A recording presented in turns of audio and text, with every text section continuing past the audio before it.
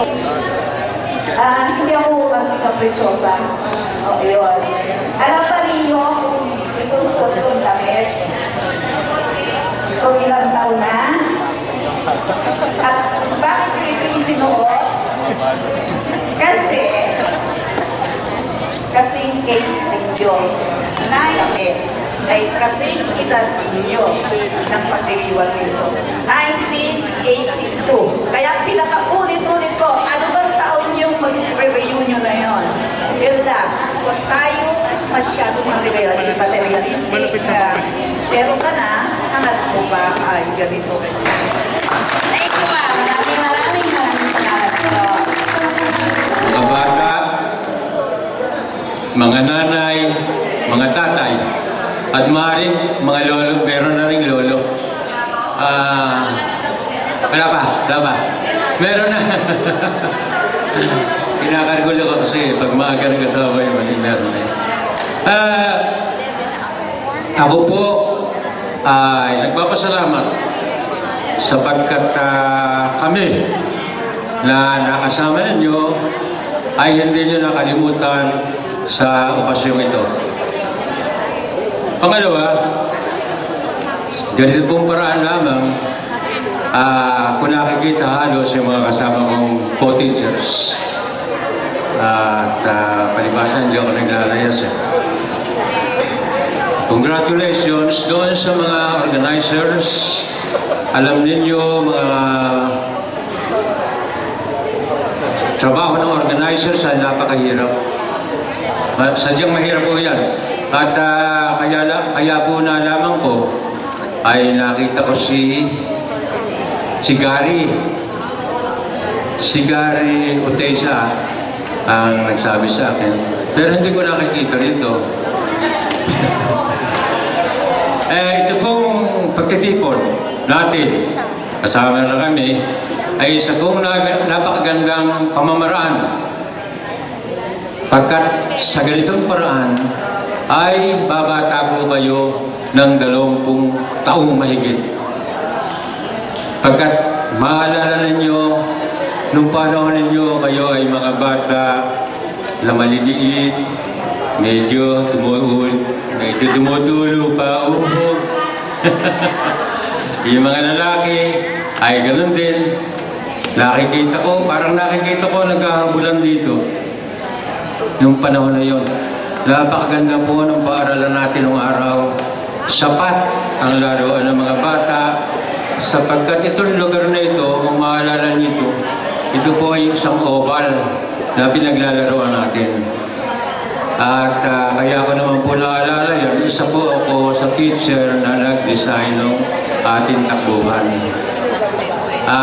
Paalala ko lang sa iyo, Lori, yung building dito, yung po ang tinatawag nating dormitory. Sapagkat ang paaralang Pio Valenzuela po ay naging Regional Pilot Center noong hindi pa tayo sakop ng Metro Manila. Sakop po tayo ng Bulacan. Kaya po ito ay na-assign na Regional Pilot Center. Kaya madalas, halos linggo-linggo may bisita tayo. May seminar o ano-ano ginagawa dito sa ating paaralan. At ako po, kahit ako ganito, ipinagmamalaki ko, naging bahagi po ako ng Pio Valenzuela Elementary School. Nung araw po, nung umalis ako rito, masama na loob ko. Sabi ko, wala nang kakwenta-kwenta ang magturo sa Pilipinas. Sapagkat noong 1983, nagsimula na pong lumubog ang ating paaralan. Kung natatandaan ninyo, simula na pong binabaha ito. Ang napakagandang lugar natin, simulan 83 pataas, lumubog na po ito. Swerte po nga po tayo sa tulong ng ating mga namumuno, ito po ay natambakan. Pero nawala po yung dating original na plano. Kaya po, nung ako'y umalis, sabi ko, wala nang kakwenta-kwenta magturo sa Pio, sa public school, dahil lumubog na nga po. Kung mga tinuturo ko, hindi pwede sa lubog. Ako po ay garden teacher. Kumbaga sa kuni, hardinero kami. Yung mga bata ko nandyan, At bukod sa teacher, ako Para maging congressman para sa pangalawang termino. Maraming salamat po sa inyong lahat. Anyway, so congratulations sa inyong batch 82-83 ng Popio Elementary School sa pamumuno ng ating kaibigan si Lori. Maraming salamat sa inyong panyaya. At congratulations! Sa pagkakaunawa ko, ito pala yung first time na nagkaroon kayo ng reunion. Ipagpatuloy niyo ito dahil ang mga reunion ng isang patunay ng isang matatag na komunidad, ng isang matatag na lipunan. At pinakikita natin na ang mga barangay natin at ang mga community natin sa Valenzuela, masigla na masigla.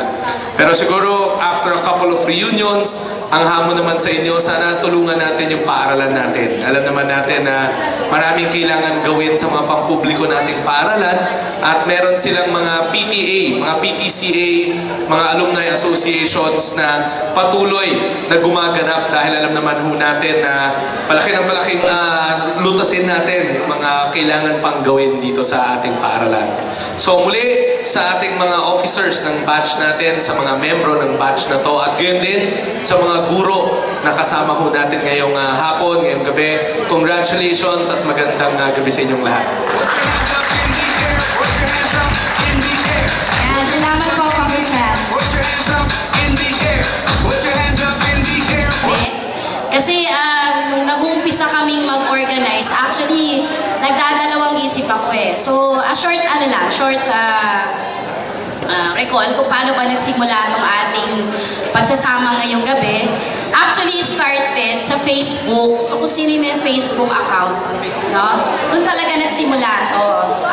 It was 10, no? Nakapag-communicate siya sa isang classmate natin, si Melanie Jimena, na nasa Dubai. Sabi niya, bala ko umuwi, organize kayo ng reunion, so gusto kong makasama. So yun, so siguro alas 10 na yata ng gabi yun.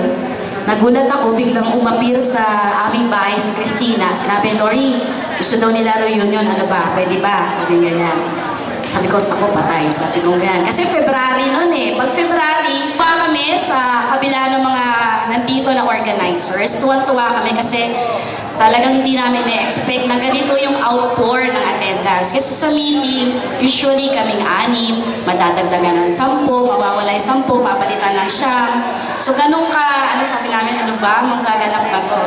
And maraming salamat sa inyo kasi binigyan nyo ng pagkakataon na tayo ay magkita-kita muli after 27 years. So ngayon, ang oras para kayo ay kumain muna bagong ating second portion. So pinagsama-sama namin at yung mga latest na mukha ng ating mga klase. Baka masalubong nyo kung saan hindi nyo makilala. Andito sila sa... ito po yung mga nakapagbigay sa amin ng pictures. Pasensya na, yung iba na hindi nakasama, na? Sige po, let's eat. Kain na po tayo. Yung si Tina, Joy by Chong. So kung hindi siya nare-recall, kasi siya ay sexy nun, slim na slim. Pero still pretty and beautiful, di ba? Ayan. So, sige na po. Tara na po kumain. Tayo na po tayo.